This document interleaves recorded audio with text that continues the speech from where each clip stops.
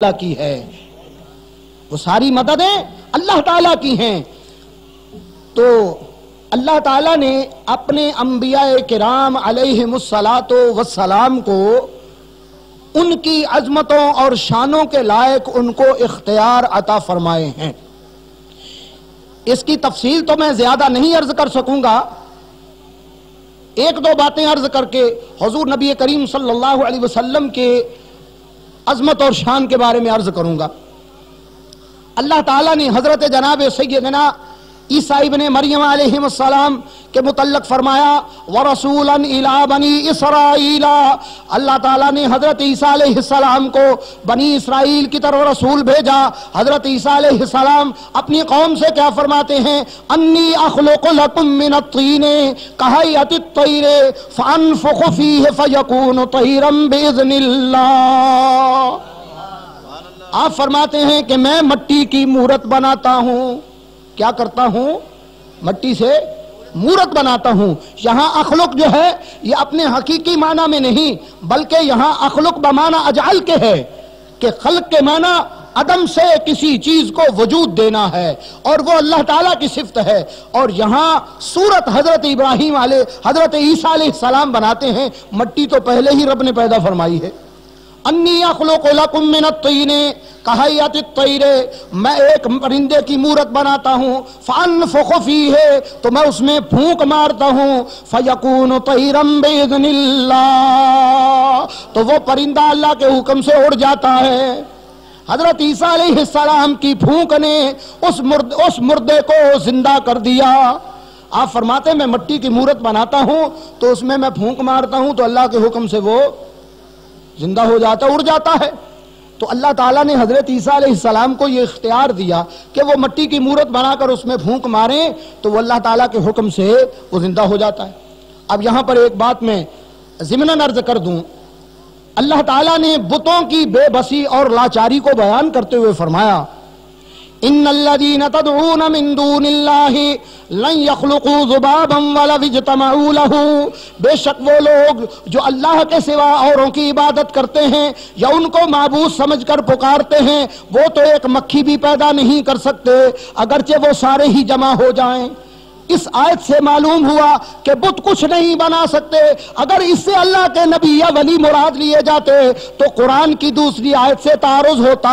قرآن بتلاتا ہے عیسیٰ علیہ السلام تو مٹی کی مورت میں پھونک مارتے ہیں تو وہ پرندہ بن جاتا ہے، وہ تو پرندہ بن جاتا ہے، اور بت جو ہیں وہ تو ایک مکھی بھی نہیں بنا سکتے۔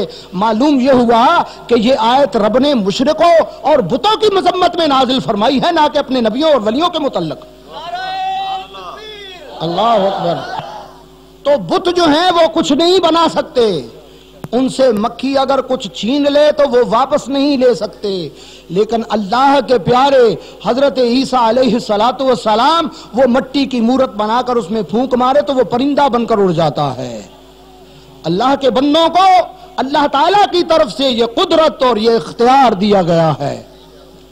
حضرت جناب سیدنا عیسیٰ علیہ السلام فرماتے ہیں وَأُبْرِئُ الْأَكْمَحَ وَالْأَبْرَصَ وَأُحْيِي الْمَوْتَىٰ بِإِذْنِ اللَّهِ، میں کوڑے کو تندرست کرتا ہوں۔ کوڑے کو کیا کرتا ہوں؟ تندرست کرتا ہوں۔ نابینا کو آنکھیں دے دیتا ہوں اور مردوں کو زندہ کرتا ہوں بِإِذْنِ اللَّهِ، اللہ کے اذن سے، اس کی اجازت سے۔ معلوم ہوا کہ رب تعالیٰ نے اپنے بندوں کو تو اذن دیا ہوا ہے، لیکن مشرکوں اور بتوں کو رب نے اذن نہیں دیا۔ مشرکوں اور بتوں کو رب نے اذن نہیں دیا، لیکن اپنے پیاروں کو اذن دیا ہے۔ تو یہ فرق ہے من دون اللہ میں اور باذن اللہ میں۔ جو مشرک اور بت ہیں وہ من دون اللہ میں شامل ہیں، اور اللہ کے انبیاء اور اولیاء یہ باذن اللہ میں کام کرتے ہیں، اللہ کے اذن سے، اس کی اجازت سے کرتے ہیں۔ حضرت جناب سیدنا سلیمان علیہ السلام اللہ کی بارگاہ میں عرض کرتے ہیں رب اغفر لی وہب لی ملک لا ینبغی لأحد من بعدی، اے مولا کریم مجھے بخش دے، مجھے معاف فرما دے، اور مجھے ایسی حکومت عطا فرما، ایسا ملک عطا فرما، ایسی بادشاہی عطا فرما جو میرے بعد کسی کو بھی لائق نہ ہو، میرے بعد کسی کو بھی یہ لائق نہ ہو۔ تو رب تعالیٰ فرماتا ہے وَسَخَّرْنَا لَهُ الرِّيحَ تَجْرِي بِأَمْرِهِ، ہم نے ہوا کو سلیمان علیہ السلام کے تابع کر دیا۔ ہوا پر کس کا حکم نافذ ہوتا؟ حضرت سلیمان علیہ السلام کا۔ حضرت سلیمان علیہ السلام ہوا کو جدھر حکم دیتے ہوا ادھر ہی چلتی تھی۔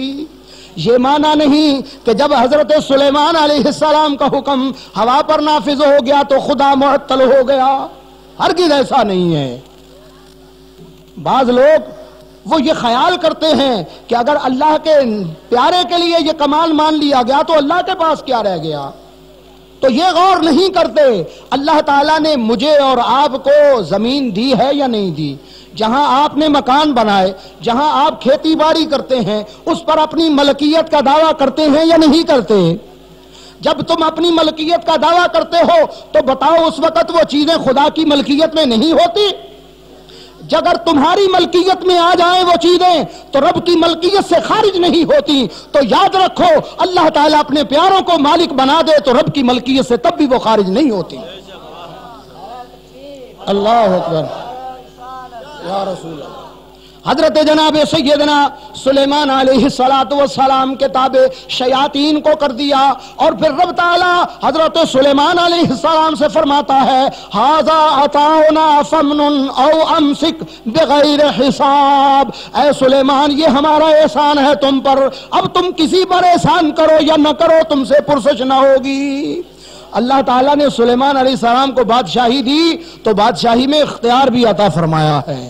کہیں کوئی ایسا بادشاہ دیکھا ہو کہ جسے بادشاہی ملی اور اس کا اختیار کوئی نہ ہو؟ ارے کوئی دنیا کا بادشاہ ہو تو وہ کسی کو کسی صوبے کا حاکم بنا دے تو وہ سیاہ و سفید کا مالک ہو جاتا ہے، تو رب تعالیٰ جب کسی کو مالک بنائے تو اس کا اختیار کیوں نہیں مانا جاتا؟ کیا رب تعالیٰ پتھر کو بناتا ہے یا وہ اللہ کا پیارا کسی پتھر کا نائب ہوتا ہے؟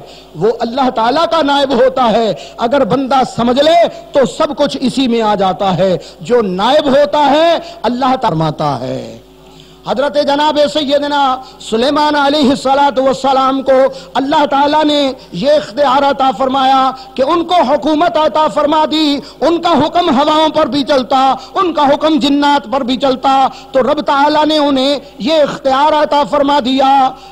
تو اگر سلیمان علیہ السلام کا حکم ہوا پر چلے تو شرک لازم نہیں آتا، اگر حضرت عیسیٰ علیہ السلام مردوں کو زندہ کریں تو شرک لازم نہیں آتا، وہ مٹی کی مورت بنا کر انہیں پھونک مارے تو شرک لازم نہیں آتا۔ تو حبیب خدا اگر مردوں کو زندہ کر دیں، اگر حبیب خدا کا اختیار مان لیا جائے تو کیوں شرک لازم آتا ہے؟ کیوں شرک ہوتا ہے؟ کیا کوئی شرک میں تقسیم ہے کہ سلیمان علیہ السلام کے لیے توحید ہو اور حبیب خدا کے لیے شرک ہو جائے؟ شرک کی ایسی تقسیم نہیں ہے۔ شرک جہاں بھی ہے وہ شرک ہے، جو شرک مکے میں ہے وہ پاکستان میں بھی شرک ہے، اور جو مدینے میں شرک نہیں وہ پاکستان میں بھی شرک نہیں ہے۔ جو حضور کے زمانے ظاہری میں شرک نہیں وہ اب بھی شرک نہیں ہے، اور جو اب شرک ہے وہ حضور کے زمانے ظاہری میں بھی شرک ہے۔ شرک تو بدلتا ہی نہیں۔ تو اللہ تعالیٰ نے حضرت سلیمان علیہ السلام کو دنیا پر اختیار دیا، اور اپنے حبیب علیہ السلام کو کس کس پر اختیار دیا؟ اللہ اکبر۔ حضور نبی کریم صلی اللہ علیہ وسلم کے صحابی حضرت ربیعہ بن کعب اسلمی رضی اللہ تعالی عنہ حضور نبی کریم صلی اللہ علیہ وسلم کی خدمت میں حاضر ہیں، آپ کو وضو کروا رہے ہیں، دریائے رحمت جوش میں آتا ہے، فرماتے ہیں سل اے ربیعہ مانگ، اے ربیعہ مانگ۔ آگے علماء فرماتے ہیں مفعول کا ذکر نہیں کیا کہ کیا مانگ، مطلق فرمایا اے ربیعہ مانگ، گویا اے ربیعہ تو دنیا مانگ، تو آخرت مانگ، جو چاہے تو مانگ، ہم نے تمہیں اجازت دی، مانگ، کیا مانگتا ہے؟ تو حضرت ربیعہ بن کعب اسلمی رضی اللہ تعالی عنہ حضور نبی کریم صلی اللہ علیہ وسلم کی خدمت میں عرض کرتے ہیں اسألک مرافقتک فی الجنہ، اے اللہ کے محبوب میں جنت میں آپ کی ہمراہی چاہتا ہوں۔ پتہ چلا صحابی کا عقیدہ یہ ہے کہ نبی اپنے امتی کو جنت دے سکتے ہیں۔ حضور صلی اللہ علیہ وسلم اپنے امتی کو جنت عطا فرما سکتے ہیں۔ حضور نبی کریم صلی اللہ علیہ وسلم نے یہ نہیں فرمایا اے ربیہ ٹھہر جاؤ، ابھی جبریل آئیں گے، ان سے پوچھوں گا، اگر رب نے اجازت دی تو ہاں کر دوں گا، ایسا نہیں کہا، بلکہ حضور نبی کریم صلی اللہ علیہ وسلم نے فرمایا آوا غیر ذالک، اور بھی کچھ مانگ لو، اور بھی کچھ مانگ لو۔ اللہ اکبر۔ کسی نے کیا خوب کہا، سب کچھ خدا سے مانگ لیا تجھ کو مانگ کر،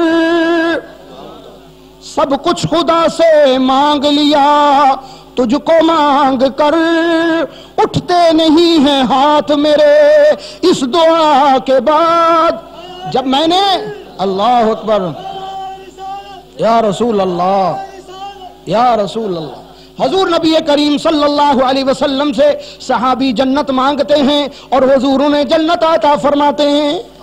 حضور نبی کریم صلی اللہ علیہ وسلم کا اختیار دیکھو، حضور فرماتے ہیں ابو بکر جنتی ہے، عمر جنتی ہے، عثمان جنتی ہے، علی جنتی ہے، سعد جنتی ہے، ابو عبیدہ بن الجراح جنتی ہے، زبیر جنتی ہے، طلحہ جنتی ہے۔ حضور نبی کریم صلی اللہ علیہ وسلم نام لے لے کر ان کے جنتی ہونے کا اعلان فرما رہے ہیں۔ اللہ تعالیٰ نے کہیں کہا اے محمد تم کیسے کہتے ہو جنتی؟ تو جنتی تو تب ہوگا جب وہ دنیا سے با ایمان جائے گا۔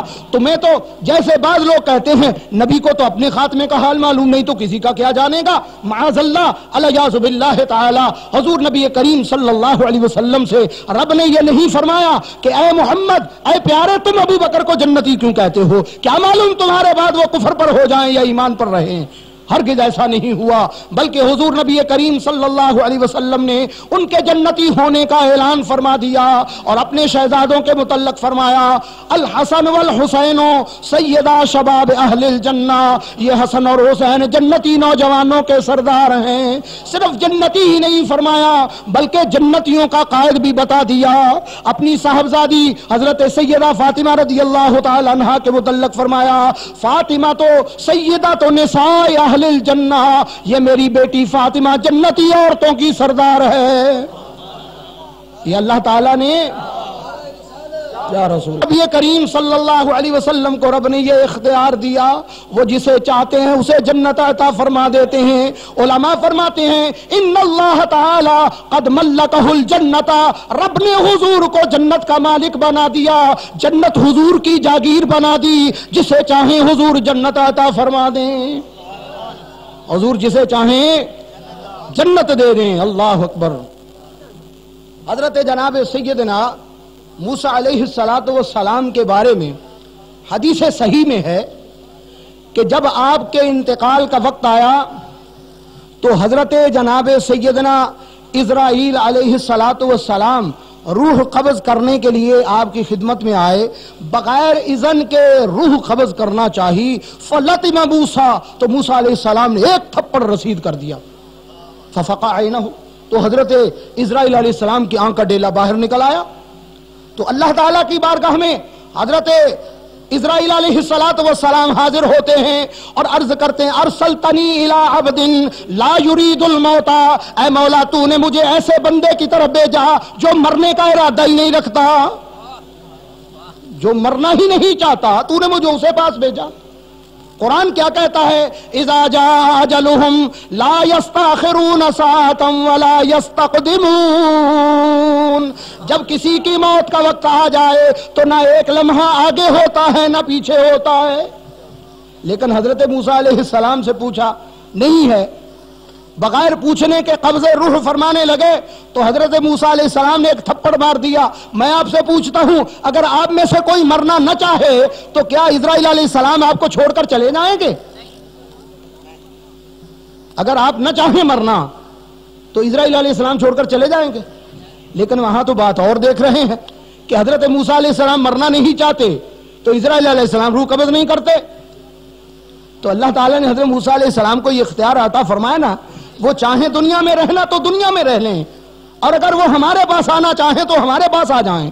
تو حضرت اسرائیل علیہ السلام ہم میں سے کسی سے نہیں پوچھتے، لیکن حضرت موسیٰ علیہ السلام سے بغیر اذن کے جب روح قبض فرمانے لگے تو موسیٰ علیہ السلام نے تھپڑ رسید کر دیا۔ حضرت علامہ ابن منیر محدث رحمت اللہ علیہ فرماتے ہیں کہ حضرت موسیٰ علیہ السلام کے تو ہاتھ میں اتنا جلال ہے، اگر ساتوں آسمانوں کو مارتے تو سارے ریزہ ریزہ ہو جاتے۔ یہ کیا وجہ ہوئی کہ حضرت اسرائیل علیہ السلام کی آنکھ کا ڈیلا ہی نکلا؟ فرماتے ہیں اصل بات یہ ہے کہ قدرت الہی یہ تھی کہ حضرت اسرائیل علیہ السلام قیامت تک آنے والے انسانوں کی قبض روح فرمائیں، وگرنہ اسرائیل علیہ السلام بھی باقی نہ بچتے۔ اللہ اکبر۔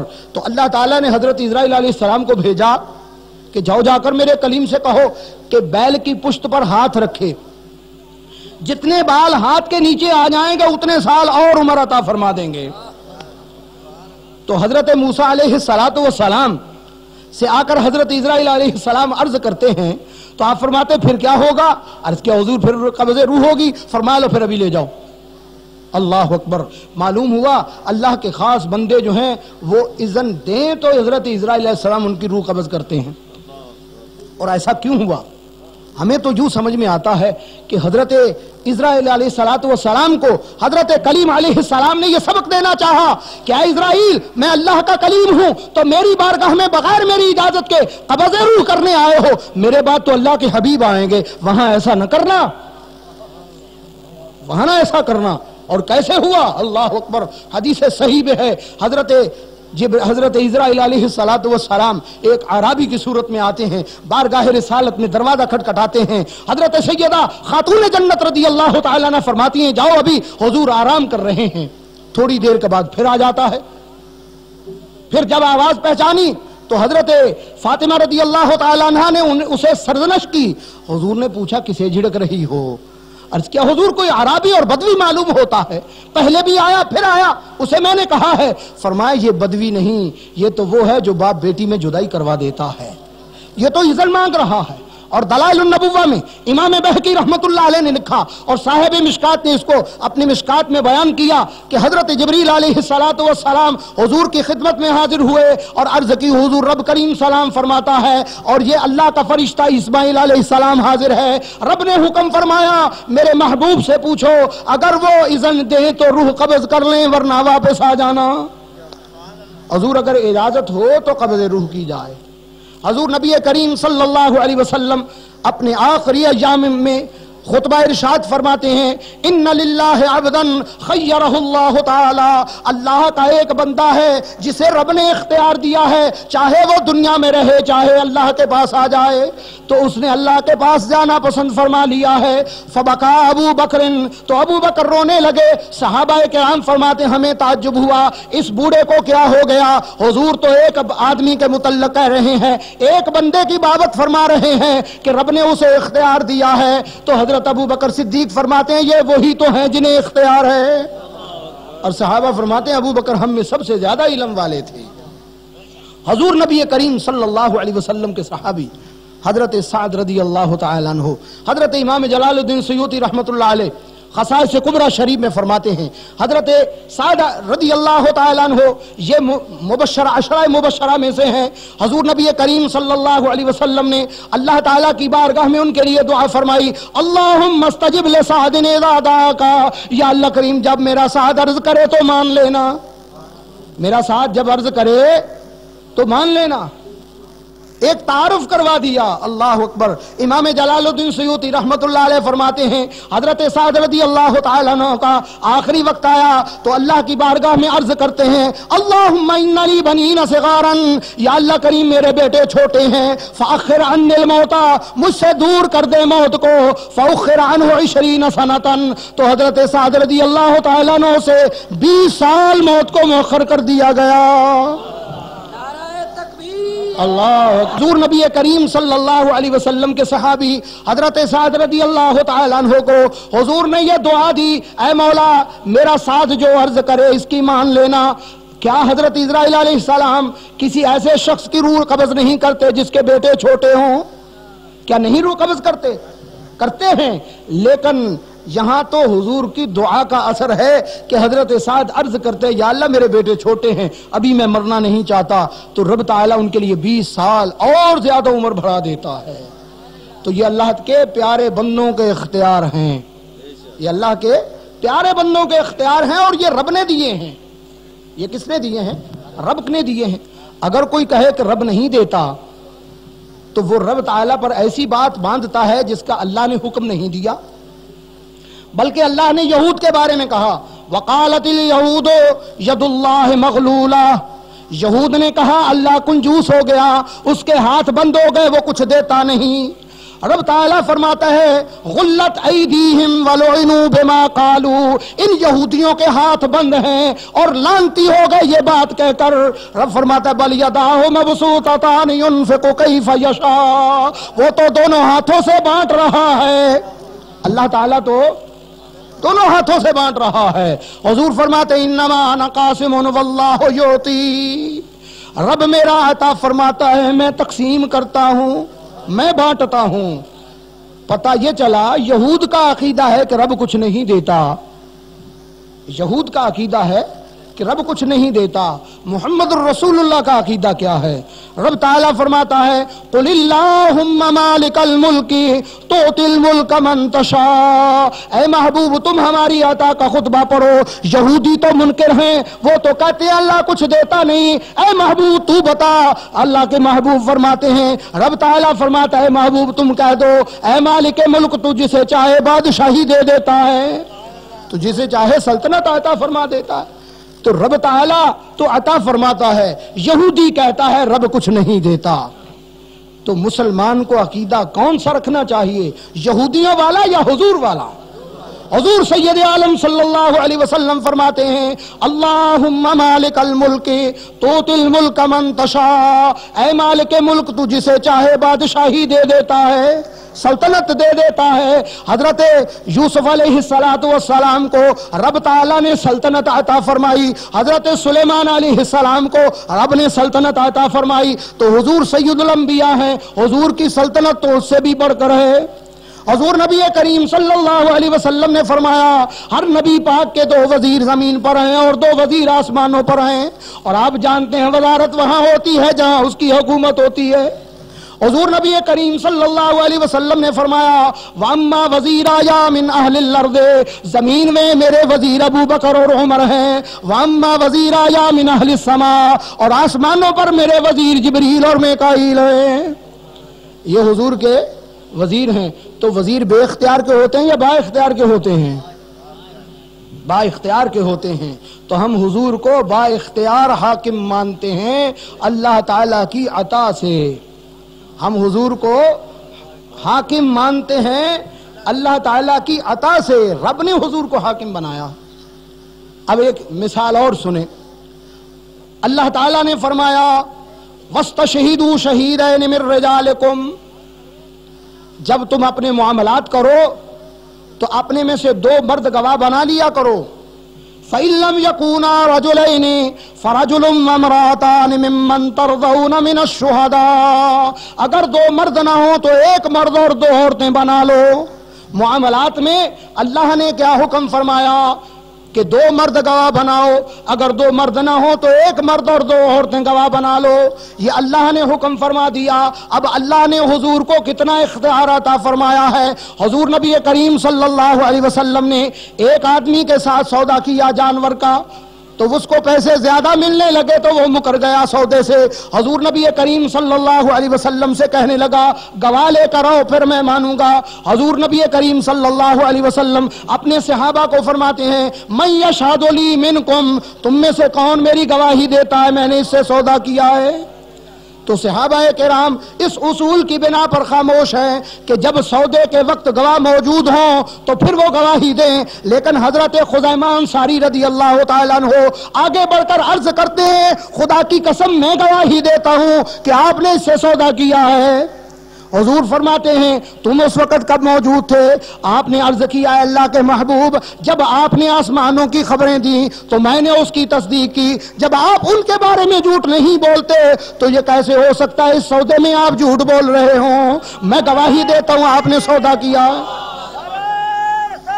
یا رسول اللہ، یا علی، اللہ تعالیٰ نے حضور کو یہ اختیار دیا ہے۔ قرآن کا حکم یہ ہے کہ وہ 2 گواہ ہوں معاملے میں، لیکن حضور فرماتے ہیں جب میرا خزیمہ گواہی دے، اس ایک خزیمہ کی گواہی 2 مردوں کے برابر ہے۔ یہ کیا ہے؟ یہ اللہ نے حضور کو اختیار دیا ہے کہ حضور نبی کریم صلی اللہ علیہ وسلم حضرت خزیمہ کے بارے میں فرماتے ہیں میرے خزیمہ کی گواہی 2 مردوں کے برابر ہے۔ اور اس کا فلسفہ کیا تھا؟ حضور نبی کریم صلی اللہ علیہ وسلم نے حضرت خزیمہ کی گواہی 2 مردوں کے برابر کیوں رکھی؟ اس میں ایک حکمت بھی نظر آئی۔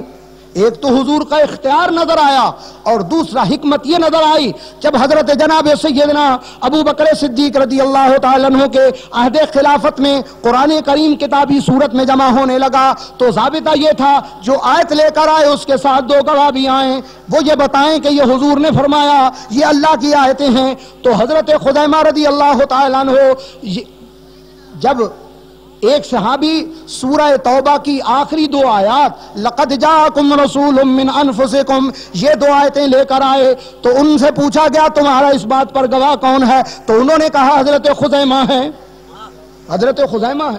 تو حضرت خزیمہ کے بارے میں کہا گیا ان کی گواہی تو حضور نے 2 مردوں کے برابر رکھی ہے، لہذا ان اکیلے کے کہنے پر قرآن کریم کی یہ 2 آیتیں قرآن میں شامل کر دی گئیں۔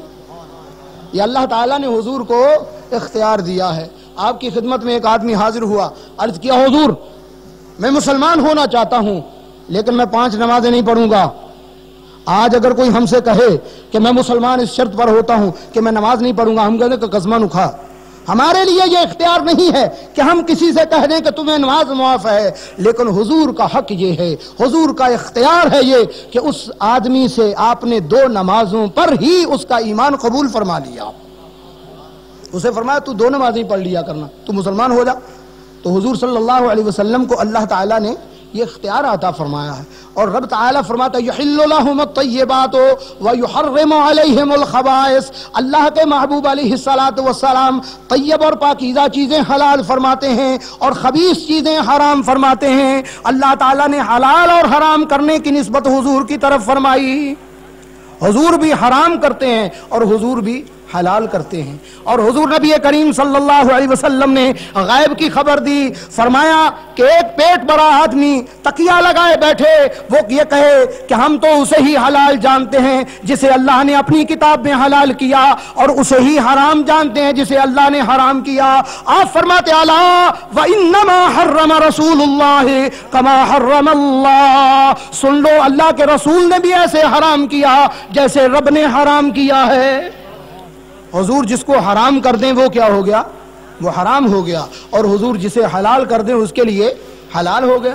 حضور نبی کریم صلی اللہ علیہ وسلم نے اپنے صحابی کو اجازت دے دی۔ حضرت برا بن عازب رضی اللہ تعالی عنہ حضور کی خدمت میں عرض کرتے ہیں، آپ نے فرمایا لو بھائی قربانی کے لیے سال بھر کا جانور ہونا شرط ہے۔ تو حضرت برا بن عازب نے عرض کیا حضور میرے پاس تو 6 ماہ کا بچہ ہے۔ فرمایا تم 6 ماہ کا ہی کر لو، وَلَن تُجْزِئَ أَحَدٌ بَعْدَكَ، تمہارے بعد کسی کو یہ اجازت نہیں ہے۔ حضور نے انہیں اختیار، انہیں حق دے دیا، ان کے لیے اجازت فرما دی۔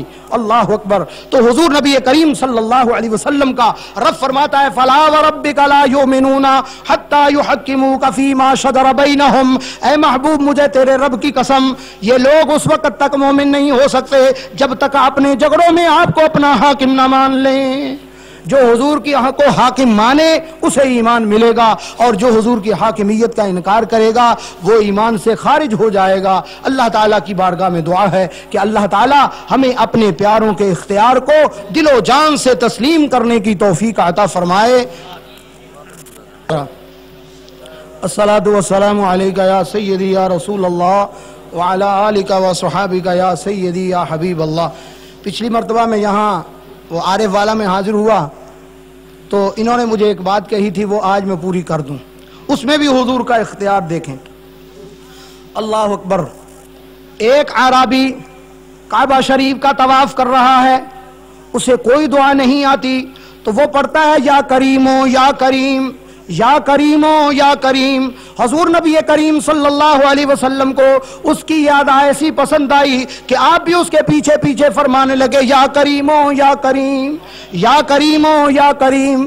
جب اس نے عربی نے، اس دیہاتی نے یہ آواز سنی تو پیچھے مڑ کر کہنے لگا اتہزؤ بی، کیا تو میرا مذاق اڑاتا ہے اس لیے کہ میں دیہاتی ہوں، میں گاؤں کا ہوں؟ حضور صلی اللہ علیہ وسلم کے جب رخ انور پر نظر پڑی تو کہنے لگا اگر تمہارا چہرہ اتنا خوبصورت نہ ہوتا، اتنے حسین مکھڑے والے نہ ہوتے، لشقوتک الی حبیبی محمد صلی اللہ تعالی علیہ وسلم، تو میں اپنی شکایت اپنے نبی پاک کے پاس جا کر کرتا۔ اللہ اکبر۔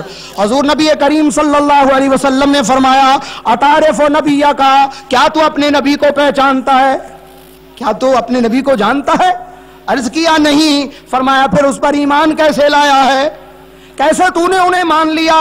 تو وہ عربی کہنے لگا ان کی باتیں میں نے لوگوں سے سنی، ان کی باتوں میں مٹھاس ہی ایسی ہے کہ میں نے انہیں تسلیم کر لیا۔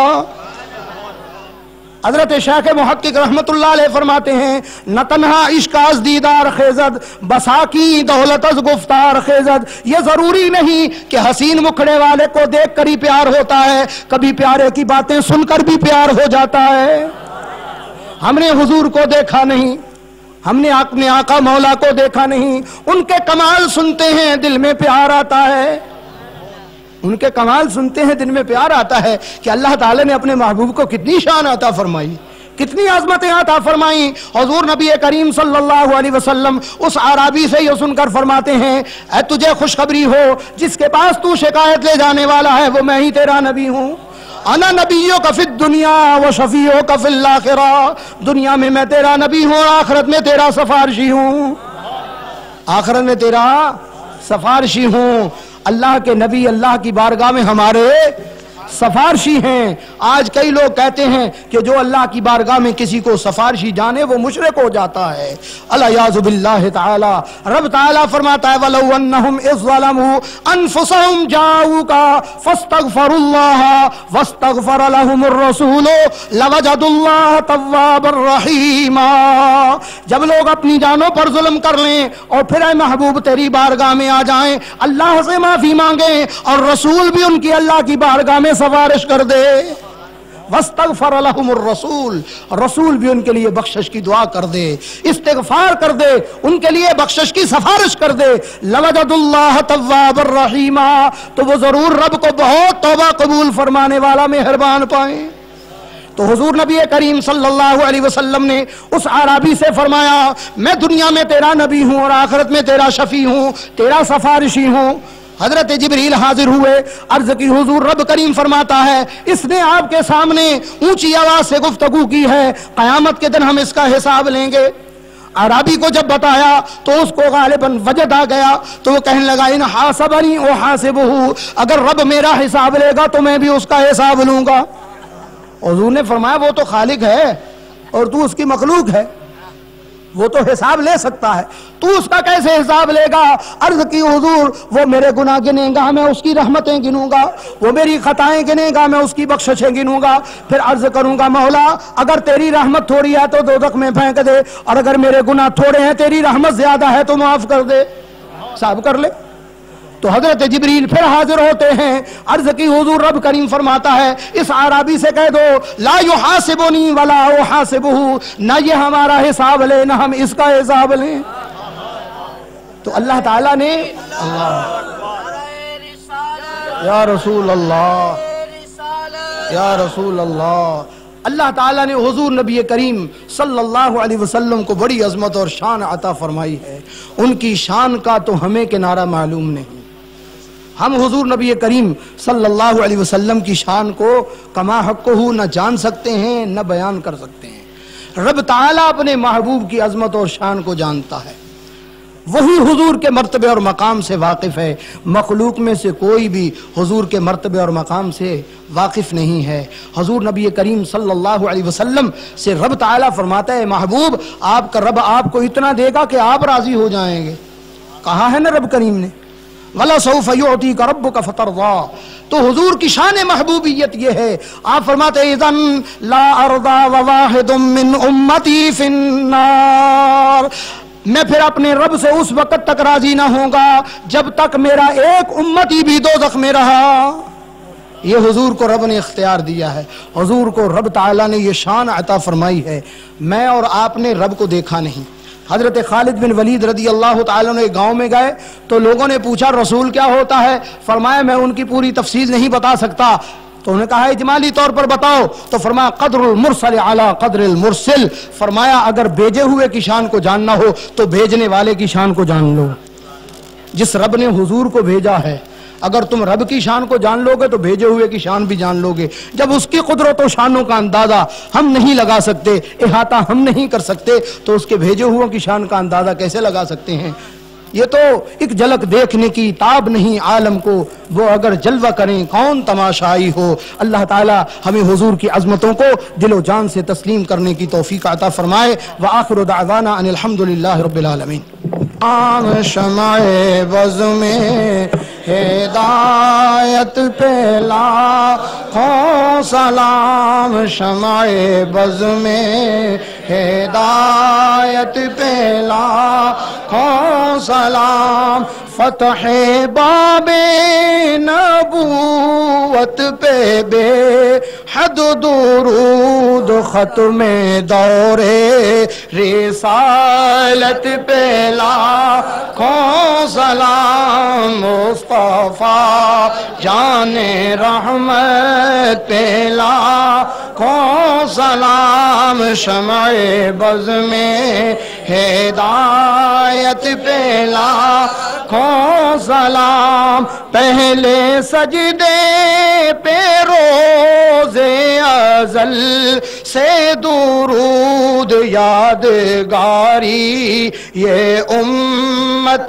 پہ لاکھوں سلام، جس کے ماتھے شفاعت کا سہرا رہا، اس جبین سعادت پہ لاکھوں سلام، پتلی پتلی گولے قدس کی پتیاں، ان لبوں کی نزاکت پہ لاکھوں سلام، دور و نزدیک کے سننے والے وہ کان کانے لالے کرامت پہ لاکھوں سلام، جس کو بارے دو عالم کی پرواہ نہیں، ایسے